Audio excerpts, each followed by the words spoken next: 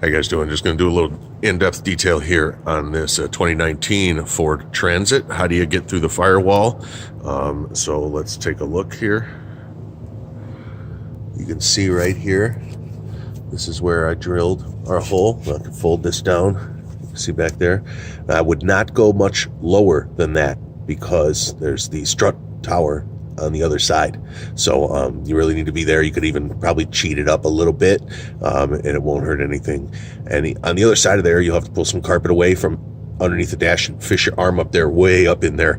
But you'll see the BCM and everything's in the way, but you can fish your arm up way up in there and get to this area right there. That's a 3/4 hole, and you put your 3/4 grommet in there, and that's how we're getting through the firewall for all of our wiring here. We got our 4 grill lights. We're going to grab our power and ground, where power is from right here, and then our ground, we went to the factory ground. See it right there? There we go. Factory ground right there on the fender. We're going to carry that power and ground inside to power our switch. These are all our wiring that's going to go through there. This is how I like to drill it. It's just an extension and a Harbor Freight unibit. So you can make up your own method, but this seems to work quite well when I need to get up into that firewall and pump a 3/4 hole right through it so we can put a snap-in grommet into the hole. Don't forget the grommet. Don't run your wires through the hole without the grommet. Alright guys, just want to show you the final result there. Now always bring your wires out and down. That'll keep any water from ever wicking into the hole and ending up in the vehicle. If you brought the wires out and up, water can follow that down the wire through the hole and into the footwell of the vehicle. So as you can see, bring them wires out and down.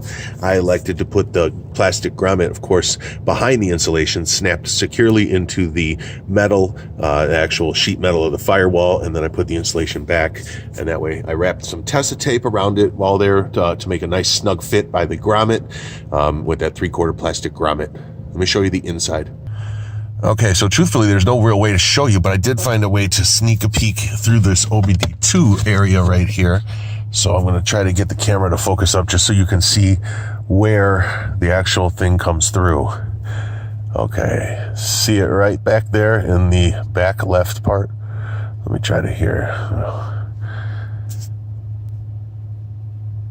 Okay, there we go.